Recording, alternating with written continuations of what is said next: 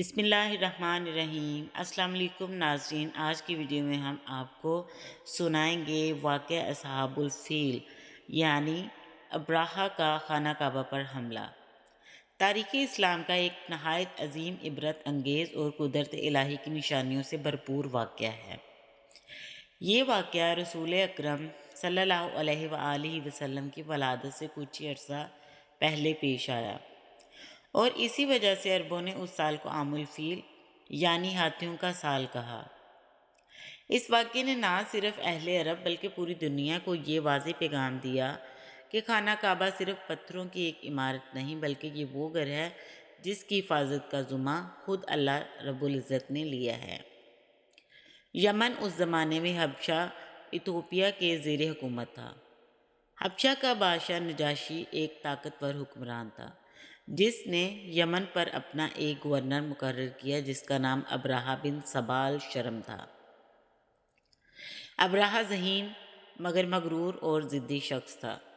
جب اس نے دیکھا عرب کے تمام لوگ مکہ معظمہ جا کر خانہ کعبہ کا طواف کرتے ہیں، قربانیاں دیتے ہیں اور اسے سب سے مقدس مقام سمجھتے ہیں، تو اس کے دل میں حسد پیدا ہوا۔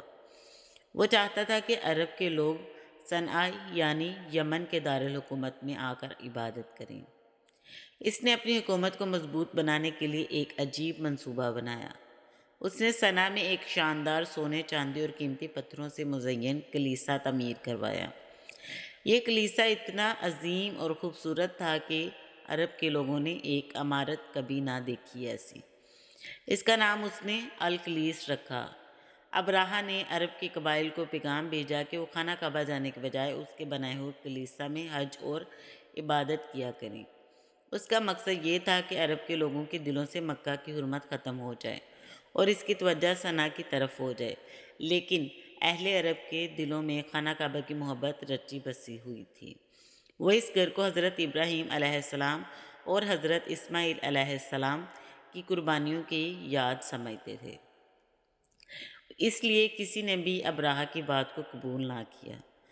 تاریخی روایات میں آتا ہے کہ ایک عرب قبیلے کے کچھ نوجوانوں نے غصے میں آ کر اس کلیسا میں جا کر بے حرمتی کی۔ کسی نے وہاں کوڑا کرکٹ پھینکا اور کسی نے دیواروں کو گندا کر دیا۔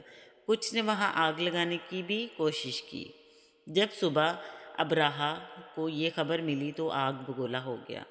اس نے قسم کھائی کہ وہ اس گستاخی کا بدلہ لے گا اور خانہ کعبہ کو زمین سے مٹا دے گا تاکہ مکہ والوں کو ہمیشہ کے لیے ذلیل کیا جا سکے۔ ابرہہ نے اپنے انتقام کے لیے ایک عظیم الشان لشکر تیار کیا۔ اس لشکر میں ہزاروں سپاہی، بے شمار گھوڑے، اونٹ، تلواریں، نیزے اور خاص طور پر کئی بڑے ہاتھی شامل تھے۔ اس لشکر کا سب سے بڑا ہاتھی محمود کہلاتا تھا۔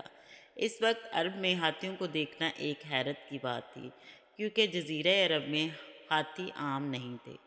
جب ابرہہ اپنے لشکر کے ساتھ یمن سے مکہ کی طرف بڑھا تو راستے میں آنے والے قبیلے خوف زدہ ہو گئے۔ کسی نے مقابلہ کرنے کی ہمت ہی نہ کی، کیونکہ ابرہہ کی فوج بے پناہ طاقتور تھی۔ جب ابرہہ مکے کے قریب پہنچا تو اس نے قبیلہ ثقیف سے مدد مانگی۔ ثقیف کے کچھ لوگوں نے سوچا اگر ابرہہ کو کعبہ گرا دے گا تو ان کے بتوں کی شہرت بڑھ جائے گی، لہٰذا انہوں نے راستہ دکھانے کی حامی بھر لی۔ ابرہہ جب مکے کے قریب آیا تو اس کے سپاہیوں نے قریش کے اونٹ چرا لیے۔ یہ اونٹ عبد المطلب کے تھے جو قریش کے سردار اور رسول اکرم صلی اللہ علیہ وآلہ وسلم کے دادا تھے۔ عبد المطلب نہایت وجیح، باوقار اور باعزت شخص تھے۔ جب وہ ابرہہ کے خیمے میں گئے تو ابرہہ نے ان کے روب و وقار کو دیکھ کر عزت سے بٹھایا۔ دونوں کے درمیان یہ تاریخی مکالمہ ہوا۔ ابرہہ نے کہا، میں تمہارے مقدس گھر کو گرانے آیا ہوں، تم اپنے لوگوں کو بچانے کے لیے کچھ کہو۔ عبد المطلب نے بڑے سکون سے فرمایا، میں اپنے اونٹ واپس لینے آیا ہوں جو تمہارے لشکر نے چھین لیے ہیں۔ ابرہہ نے حیران ہو کر کہا، اس نے کہا، تم اپنے معبود کے گھر کی فکر نہیں کرتے اور اونٹوں کی فکر ہے؟ عبد المطلب نے فرمایا، میں اپنے اونٹوں کا مالک ہوں اور اس گھر کا ایک رب ہے جو خود اس کی حفاظت کرے گا۔ یہ الفاظ تاریخ کے صفحات میں سنہری حروف سے لکھے گئے۔ عبد المطلب کی بات سن کر ابرہہ چند لمحے خاموش رہا، مگر غرور نے اسے اندھا کر دیا تھا۔ اس نے کہا، دیکھتے ہیں تمہارا رب اپنے گھر کی حفاظت کیسے کرتا ہے۔ صبح کے وقت ابرہہ نے اپنے لشکر کو حکم دیا کہ ہاتھیوں کو آگے بڑھایا جائے، لیکن جب سب سے بڑا ہاتھی محمود کو خانہ کعبہ کی سمت چلانے کی کوشش کی گئی تو وہ زمین پر بیٹھ گیا۔ سپاہیوں نے اسے چلانے کے لیے ڈنڈے مارے، آگ دکھائی، زخم لگائے، مگر وہ 1 انچ بھی نہ ہلا۔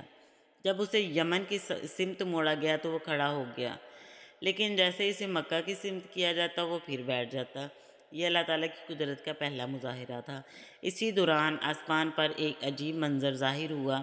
اچانک آسمان سیاہ ہونے لگا، پرندوں کے گول نظر آنے لگے۔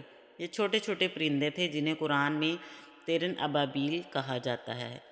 ان کے پنجوں اور چونچوں میں چھوٹے چھوٹے کنکر تھے جو عام کنکر نہیں بلکہ آگ میں پکے ہوئے مٹی کے پتھر تھے جنہیں سجیل کہا جاتا ہے۔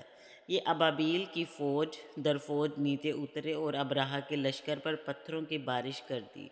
جب یہ کنکر کسی انسان یا ہاتھی پر گرتا تو فوراً جسم جلنے لگتا، گوشت سڑ جاتا اور جسم کے ٹکڑے ٹکڑے ہو جاتے۔ لمحوں میں پورا لشکر برباد ہو گیا۔ ہاتھی چیخنے لگے، سپاہی بھاگنے لگے، ہر طرف چیخو پکار تھی۔ زمین خون سے بھر گئی اور وہ طاقتور لشکر جو مکہ پر قبضہ کرنے نکلا تھا خاک میں مل گیا۔ ابرہہ خود بھی زخمی ہو گیا، اس کے جسم پر ایک پتھر لگا جس سے وہ گلنے لگا۔ وہ اپنے چند ساتھیوں کے ساتھ یمن کی طرف بھاگا، مگر راستے میں اس کے جسم کے ٹکڑے ٹکڑے ہو گئے۔ اس کے اعضاء ایک ایک کر کے جڑتے گئے اور آخرکار وہ عبرتناک موت مر گیا۔ اللہ تعالیٰ نے قرآن کریم میں اس واقعے کو ایک مکمل صورت میں محفوظ فرمایا ہے۔ سورۃ الفیل میں، کیا تم نے نہیں دیکھا کہ تمہارے رب نے ہاتھی والوں کے ساتھ کیا کیا؟ کیا اس نے ان کی چال کو ناکام نہیں کر دیا اور ان پر ابابیل کے پرندے بھیجے جو ان پر پکی ہوئی مٹی کے پتھر پھینک رہے تھے، اور اللہ نے انہیں اس طرح کر دیا جیسے کھایا ہوا بھوسا۔ جب یہ عذاب نازل ہوا تو اہل مکہ حیرت میں پڑ گئے۔ انہوں نے اپنی آنکھوں سے دیکھا کہ اللہ نے اپنے گھر کی حفاظت خود فرمائی۔ خانہ کعبہ پر ایک خراش تک نہیں آئی۔ وہی کعبہ جس کے سامنے ایک دنیا جھکتی تھی آج اللہ کے معجزے سے محفوظ رہا۔ اس واقعے کے بعد پورے عرب میں خانہ کعبہ کی حرمت اور بڑھ گئی۔